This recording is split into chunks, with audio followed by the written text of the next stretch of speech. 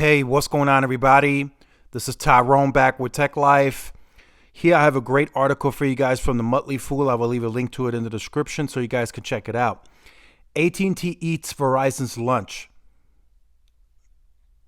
AT&T deserves the credit here. You got to give credit where credit is due. They grew the consumer base by 326,000 subscribers. They had some very great financials to show for it. So many are starting to believe that AT&T is the better buy when it comes to the stock. Again, I'm no stock expert, so don't go and take anything I say and buy and sell or trade your stock. But that's what these analysts and these firms are starting to put out. So here are some of the key points. AT&T reported solid wireless subscriber growth in the second quarter, again, 326,000. The company stuck with its outlook, calling for at least $16 billion of free cash flow this year. That's a pretty impressive number based on the fact that they had such a lower free cash flow in Q1. So the cost cutting is clearly working, whether that's bad or good, right? The layoffs bad, but it's working. And then AT&T stock looks like a better buy than Verizon's. So right now, I would say the same. If you ask me today, I would say it's a better buy. Could that potentially change in the third quarter? Could we see a leadership change at Verizon? Could we see them pivot?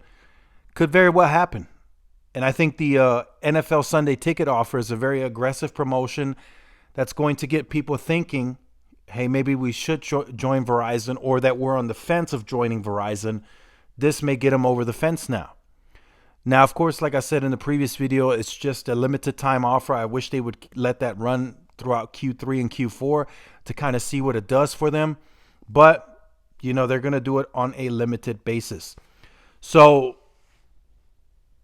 AT&T, again, they're kind of the, as I stated in that video, they probably will have the most underrated quarter. They had great wireless growth, great fiber growth, decent financials, right? They did about a $29 billion revenue.